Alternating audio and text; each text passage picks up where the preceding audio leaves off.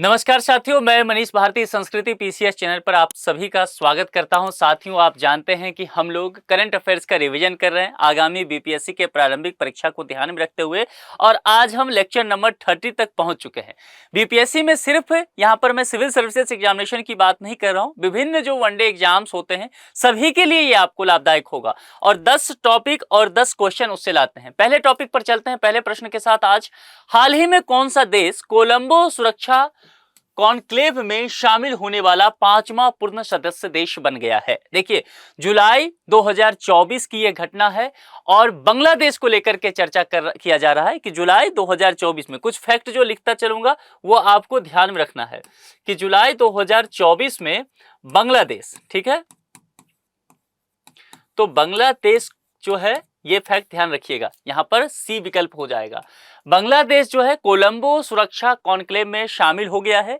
यह इसका यहां पर प्रश्न में भी लिखा गया है 5वां पूर्ण सदस्य देश भी इसमें बन गया है। इससे पहले बांग्लादेश जो है एक पर्यवेक्षक देश की भूमिका में हुआ करता था, उसको यह दर्जा प्राप्त था। अब इसमें पूर्ण सदस्य कितने कितने हैं, तो देखिए, एक तो बांग्लादेश को लेकर के चर्चा मैंने किया, दूसरा भारत इसमें है, तीसरा जो है मॉरिशस, ये नोट कर लीजिए क्योंकि ये पूछा जा सकता है। तो मॉरिशस कितना हो गया, 1 2 3, मॉरिशस के अलावा मालदीव, तो मालदीव। और आप लोग फटाफट कमेंट करके बताइए आखिरी कौन होगा, लॉजिक लगाइए। क्या लिखा हुआ है, कोलंबो। कोलंबो कहां की राजधानी है, श्रीलंका, तो श्रीलंका। मामला समझ में आ गया। ये 5 देश, तो बांग्लादेश, इंडिया, मॉरिशस, मालदीव और श्रीलंका। तो बताइए आसपास के कंट्री हो गए ना ये, ठीक है। तो ये आपको ध्यान में रखना है, इतने चीजें आपसे पूछा जा सकता है। और एक अभी कि किसे पर्यवेक्षक देश का अभी दर्जा प्राप्त है, उसका नाम भी लिख देता हूं यहां पर, देख लीजिए, सेशेल्स, ठीक है। ये ध्यान रखिएगा, ये अभी पूछा जा सकता है कि पर्यवेक्षक देश का दर्जा इस कॉन्क्लेव में किसे शामिल है, दिया गया है, तो सेशेल्स। इतने फैक्ट अगर आप तैयार कर लेंगे तो इससे बाहर नहीं जाएगा। पहले प्रश्न का सही जवाब क्या हो गया, सी हो गया, बांग्लादेश। चलिए अब दूसरे प्रश्न पर चलते हैं। हाल ही में भारत का पहला ऑयल एंड गैस ईटीएफ किसके द्वारा लॉन्च किया गया है? मामला समझ में आ गया। अब यहां पर 4 विकल्प दिया गया है। सबसे पहले चीजों को समझ लेते हैं। जुलाई 2024 की ही यह घटना है। ICICI prudential Nifty oil and gas ETF launch किया था। यह भारत का पहला, ध्यान देना है, यह भारत का पहला ऑयल एंड गैस ईटीएफ है, ठीक है। यहां पहला लिखा हुआ भी है। मैं बराबर कहता हूं कि जो टॉपिक इस तरह के होंगे, ऐसे शब्द लगे हों जिस प्रश्न में, वह टॉपिक ज्यादा इंपॉर्टेंट होगा। अब यहां पर ईटीएफ के विषय में मैं चाहता हूं कि थोड़ा सा आपको बता दूं, ठीक है। तो आपको एक जवाब तो मिल गया है ना कि आईसीआईसीआई प्रूडेंशियल को लेकर के हम चर्चा कर रहे हैं, लेकिन ये टर्म क्या है, इसके विषय में थोड़ा सा समझते हैं कि आखिर इससे आप क्या समझते हैं। देखिए, ईटीएफ जो होता है ना, एक प्रकार का निवेश फंड होता है। जो लोग शेयर मार्केट वगैरह में ट्रेडिंग करते हैं, इन्वेस्टर हैं, उनको ये सब चीजें पता रहता है, ठीक है, वो जानते होंगे इसके विषय में। तो ईटीएफ क्या हो गया कि एक निवेश फंड होता है जिसमें स्टॉक का एक समूह होता है। ये किसी स्टॉक एक्सचेंज पर जो है सूचीबद्ध किया जाता है। किसी भी अन्य सूचीबद्ध प्रतिभूति की तरह इसका कारोबार आसानी से किया जा सकता है, ठीक है। और ईटीएफ का मूल्य कितना होता है, तो ईटीएफ का मूल्य जो होगा उसके अंतर्निहित स्टॉक के मूल्य जो होते हैं उस पर ही आधारित होता है। तो इतनी चीजें ईटीएफ के विषय में भी आपको जानकारी होना चाहिए, ठीक है। अब चलते हैं तीसरे प्रश्न की तरफ। हाल ही में भारतीय प्रधानमंत्री नरेंद्र मोदी द्वारा ऑस्ट्रिया का दौरा किया गया। देखिए यहां ध्यान दीजिएगा, ऑस्ट्रेलिया नहीं लिखा हुआ है जो क्रिकेट खेलती है, ये क्या लिखा हुआ है, ऑस्ट्रिया। ये यूरोप की कंट्री है। मामला समझ में आ रहा है, का दौरा किया गया। इनसे पहले किस प्रधानमंत्री ने ऑस्ट्रिया का दौरा किया था? यहां पर 4 विकल्प आपके सम्मुख दिख रहे हैं। तो देखिए, इंदिरा गांधी सही जवाब है, ए विकल्प। लेकिन इसके विषय में समझते हैं। सबसे पहले प्रधानमंत्री नरेंद्र मोदी अब जानते हैं कि 2024 जुलाई के महीना में ऑस्ट्रिया दौरा पर गए थे, और यह जो है 41 वर्ष बाद किसी भारतीय प्रधानमंत्री का ऑस्ट्रिया दौरा था। कितने वर्ष बाद? 41 वर्ष से कोई प्रधानमंत्री वहां नहीं गए थे। तो इससे पहले वर्ष ये जो इंदिरा गांधी गई थी वह 1983 में, 1983 में, ठीक है। तो ये उनका ऑस्ट्रेलिया दौरा गई थी। दूसरी बात यहां ये भी ध्यान रखिए कि इंदिरा गांधी 2 बार ऑस्ट्रेलिया दौरा पे गई थी। एक बार तो 1983 में गई थी, इससे पहले भी एक बार वह 1971 में ऑस्ट्रिया का दौरा कर चुकी थी। ठीक है, तो ये सही जवाब है, इतना आप ध्यान रखिएगा, इससे ही प्रश्न रहेगा, इससे बाहर इस टॉपिक पर नहीं जाएगा। अब यहां पर देखिए, हाल ही में चर्चा में रहे खर्ची पूजा उत्सव किस राज्य से संबंधित है? आप मुझे पूछेंगे इस प्रश्न का महत्व क्या है, मैं कहूंगा स्टार लगा के इसको रखिए। ये टॉपिक ज्यादा महत्वपूर्ण है, इसीलिए ज्यादा महत्वपूर्ण है कि जो इस तरह के प्रश्न होते हैं उत्सव वगैरह, आप देखेंगे लगातार जो है बीपीएससी में पूछा जाता है। देखिए, इस वर्ष जो है खर्ची पूजा उत्सव की शुरुआत 14 जुलाई 2024 से हुआ था। लेकिन हमारा नजर क्या है, खर्ची पूजा क्या होता है? तो इसके लिए हम सबसे पहले त्रिपुरा के पास चलेंगे। नॉर्थ ईस्ट जो है सेवन सिस्टर्स स्टेट वहां है ना, तो उसमें त्रिपुरा को लेकर के चर्चा करेंगे। त्रिपुरा भी सेवन सिस्टर्स में आता है, तो त्रिपुरा को लेकर के देखेंगे तो वहां का ये खर्ची पूजा उत्सव इसे कहा जाता है। जुलाई अगस्त माह में अमावस्या का जो 8वां दिन होता है उसमें मनाया जाता है। अब इसका खर्ची का अर्थ समझ लीजिए। खर्ची का अर्थ जो है दो त्रिपुरी शब्दों के विभाजन करके समझा जा सकता है। जैसे कि एक तो हो गया खर, खर समझते हैं, तो एक शब्द तो हो गया आपका खर या खरता, जिसका अर्थ होता है पाप। ठीक है, और एक क्या हो गया इसमें, ची एक शब्द है ना, खर ची, तो दूसरा शब्द हो गया ची। तो यहां पर ची का अर्थ होता है सफाई। ठीक है, ये वहां की भाषा में है, स्थानीय भाषा में। तो एक हो गया, पा लिख के छोड़ दिया था मैंने, पाप है ना, पा नहीं है, पा मतलब तो पिता हो जाता है। तो यहां पर पाप और ये सफाई, तो कुल मिलाकर के क्या अर्थन समझ में आया आपको कि इसका मतलब हो गया पाप की सफाई, बुराई से बाहर निकलने को लेकर के बातें किया गया है। विकल्प क्या सही हो जाएगा, डी त्रिपुरा। ध्यान रखिएगा, शब्द का मतलब भी ध्यान रखिएगा, नॉर्थ ईस्ट को लेकर के चर्चा किया गया है। 5वें टॉपिक पर, हाल ही में भारतीय कृषि अनुसंधान परिषद का 96वां स्थापना दिवस मनाया गया। इस परिषद की स्थापना कब हुई थी, यह पूछा गया है। 16 जुलाई 2024 को भारतीय कृषि अनुसंधान परिषद का 96वां स्थापना दिवस मनाया गया। ठीक है, तो यह 16 जुलाई आपको ध्यान में रखना है। लेकिन आपसे पूछा गया है वर्ष, स्थापना कब हुई, विकल्प में देखिए क्या है, डेट पूछा गया है, नहीं पूछा गया है। क्या पूछा गया है आपसे, वर्ष पूछा गया है। अब देखिए, जो ये सबसे पहले ये जो परिषद है इसका काम क्या होता है, कृषि एवं कृषि कल्याण से जुड़े हुए चीजों को लेकर के, और यह किस मंत्रालय के अंतर्गत आएगा, तो कृषि एवं किसान कल्याण मंत्रालय के अंतर्गत ये आएगा। यह एक स्वायत्त संस्था है, ऑटोनोमस इंस्टीट्यूट है। कहने का तात्पर्य अपने हिसाब से यह नियम कानून वगैरह तैयार कर सकती है किसानों के हित के लिए। 16 जुलाई 1929 को इसकी स्थापना की गई थी। 16 जुलाई तो मैं पहले ही बताया था, तभी तो स्थापना दिवस मनाया गया। और वर्ष कौन सा था, 1929 था। मुख्यालय ध्यान रखिएगा, चूंकि मुख्यालय पूछा जा सकता है, तो मुख्यालय इसका नई दिल्ली ही है, तो आपको अलग से ध्यान रखने की आवश्यकता नहीं है। विकल्प कौन सा, ए, 5वें के ए विकल्प के साथ आप जाएंगे। मैं यहां पर टॉपिक के अलावा कुछ चीजें जो बोलता रहता हूं ना, जो पॉइंट से बताता रहता हूं, उस पर ध्यान दीजिएगा। हो सके तो उसको नोट करते चलिए, क्योंकि वो ज्यादा इंपॉर्टेंट हो सकता है, अलग से जो मैं फैक्ट बता दिया करता हूं। 6ठे प्रश्न पर चलिए, हाल ही में भारत के किस शहर में एक दिन में 11 लाख पौधे लगाकर विश्व रिकॉर्ड बनाया गया है? 4 विकल्प आपको यहां पर दिख रहा है। ठीक है, अब आप लोग सोचते होंगे कि पटना भी है, नालंदा भी है, जयपुर, इंदौर को आप जो है अलग मान के चलते होंगे। आप सोचते होंगे बीपीएससी का एग्जाम देने जाएंगे तो भैया पटना या नालंदा हो सकता है बिहार का ये जगह है। लेकिन अगर आप ऐसा करते हैं, भावुक हो जाएंगे, तो आप गलत हो जाएंगे, क्योंकि इसका सही जवाब जो है इंदौर है। इंदौर जो है एमपी में है।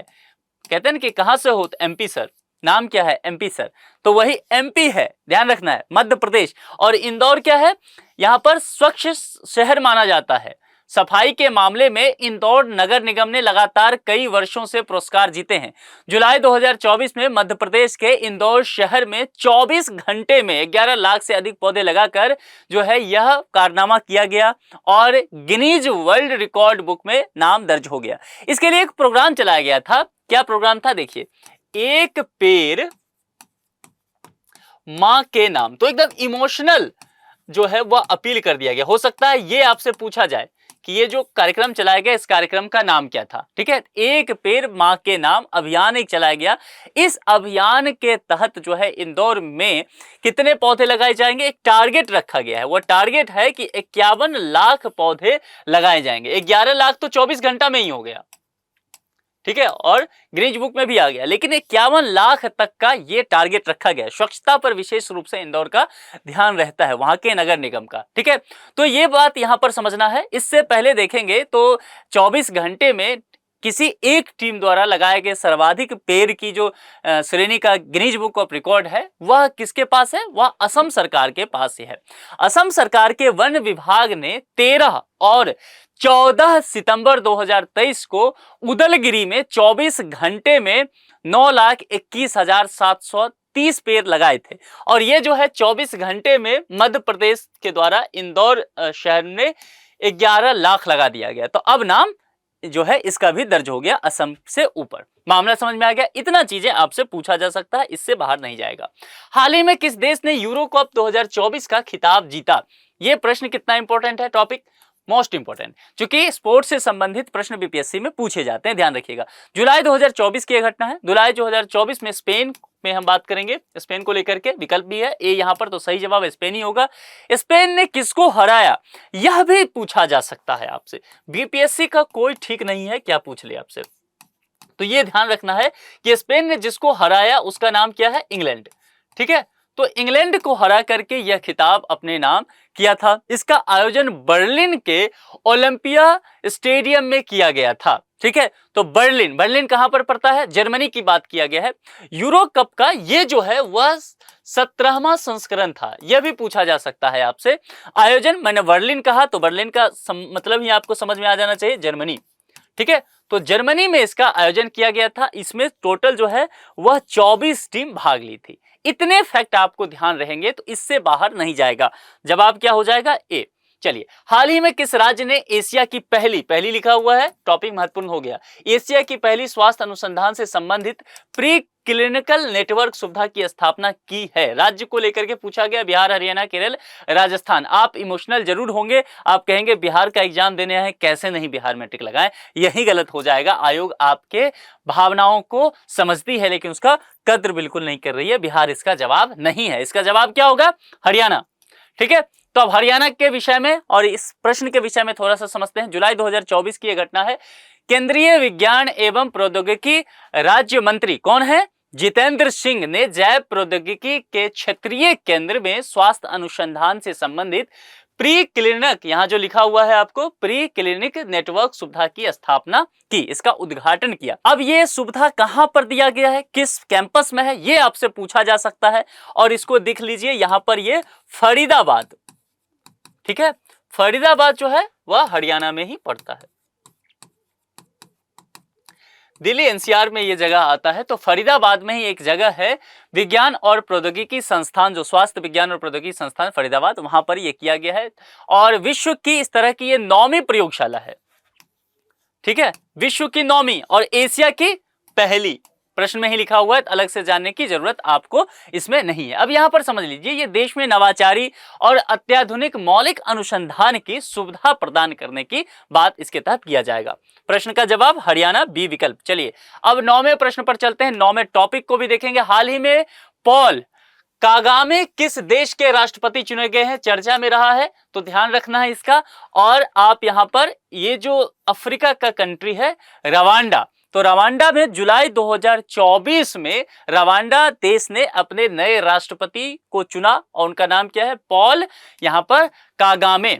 अब पॉल कागामे जो है ये चौथी बार जो है रवांडा के प्रेसिडेंट चुने गए हैं। ठीक है, इससे पहले अगर आप देखेंगे तो वर्ष 2000 से ये देश में, मतलब 2000 ईस्वी से ही ये राष्ट्रपति वहां पर बनते आए हैं। मामला समझ में आ गया? तो 8वें प्रश्न का सही जवाब क्या हो जाएगा? सी, कंट्री को पूछा गया। हो सकता है कि ये, इसकी अधिकांश चांस है कि ये पूछ दे कि रवांडा के राष्ट्रपति कौन है, तो वाइस वर्सा, है ना, यहां पर आपको पॉल कागामे बोल देना है। चलिए आगे बढ़ते हैं, 10वें प्रश्न पर आते हैं। हाल ही में भारत के किस शहर में उच्च शिक्षा के लिए भारतीय भाषा में पाठ्य पुस्तकों के लेखन पर कार्यशाला का उद्घाटन किया गया है? ठीक है, अब यहां पर शिक्षा से संबंधित ये चीजें हैं और इसमें भी देखिए पटना, नालंदा 2 है, तो आप भावुक हो सकते हैं, लेकिन मैं बार बार कहते रहता हूं, इसलिए बार बार इस तरह के विकल्प हैं ताकि आप तैयार रहिए, क्योंकि अधिकांशतः बार देखा गया है आयोग में 150 प्रश्न रहेगा बीपीएससी में, 8-10 प्रश्न ऐसे रहते हैं और लोग गलत करके आते हैं, तो उससे बचना है। ठीक है, जो चीजें जान रहे हैं वो तो कम से कम गलत ना हो। और निगेटिव मार्किंग अब बीपीएससी में कर दिया है, तो अब इसकी गुंजाइश नहीं है कि आप कुछ भी करके निकल जाएंगे। जुलाई 2024 की घटना है, नई दिल्ली में उच्च शिक्षा के लिए भारतीय भाषा में पाठ्य पुस्तकों के लेखन पर एक कार्यशाला का उद्घाटन किया गया था। इस कार्यशाला का आयोजन विश्वविद्यालय अनुदान आयोग यानी कि यूजीसी, ठीक है, विश्वविद्यालय अनुदान आयोग और भारतीय भाषा समिति द्वारा संयुक्त रूप से यह किया गया था। जवाब मैंने पहले ही बता दिया, लोकेशन क्या है, नई दिल्ली, तो सी इसका ये हो जाएगा। अब देखिए यहां पर एक बात समझ लीजिए, इस अवसर पर 3 महत्वपूर्ण परियोजनाओं का शुभारंभ भी किया गया। अब ये 3 महत्वपूर्ण परियोजना हमारे लिए जानना जरूरी है। एक तो है वह अस्मिता, ये आपसे पूछा जा सकता है, एक तो हो गया अस्मिता से लेकर के, इसके अलावा बहुभाषा शब्दकोश भी एक लाया गया, बहुभाषा शब्दकोश, बहुभाषा शब्दकोश। और तीसरा क्या है, तत्काल अनुवाद किया जा सके। देखिए लगातार सरकार ये कोशिश कर रही है कि अनुवाद पर काम किया जाए। अनुवाद पर काम करने से क्या होगा कि विभिन्न भाषाओं में जो अच्छी पाठ्य पुस्तकें हैं वह भारतीय भाषाओं में भी उपलब्ध हो पाएगा। तो तत्काल अनुवाद के जो उपाय हैं वो किए जा सकते हैं। ये 3 बातें मुख्यतः याद रखिएगा, यहां से प्रश्न बनने की संभावना आपके लिए रहेगा। संस्था कौन, यूजीसी, और यूजीसी के अलावा मैंने क्या कहा, भारतीय भाषा समिति, भारतीय भाषा समिति। तो ये चीजें आपको ध्यान में रखना है। इतना अगर आप ध्यान रखते हैं तो इससे बाहर प्रश्न नहीं होगा। तो कुल मिलाकर के आज का 10 टॉपिक ये था। अब एक प्रश्न जो मैं आप लोगों को दिया करता हूं, मैं अधिकांशतः देखता हूं कि आप लोग जवाब नहीं देते हैं। कुछ लोग तो जवाब देते हैं, सही भी जवाब भी देते हैं, पर ज्यादातर लोग प्रश्न का जवाब देने से बचते हैं। तो कुल मिलाकर के देखिए, इतनी मेहनत आपके लिए की गई है और यह भी मेहनत आप खुद के लिए ही करेंगे, क्योंकि इसमें अधिकांशतः मैं वही प्रश्न रखता हूं जो कि बीपीएससी ने पहले पूछा जा चुका है। बीपीएससी पहले पूछ चुकी है, गौतम बुद्ध को कहां ज्ञान प्राप्त हुआ था, और बहुत कठिन भी नहीं है, ठीक है। तो यहां पर जवाब दीजिए कि गौतम बुद्ध को कहां ज्ञान प्राप्त हुआ था, है ना।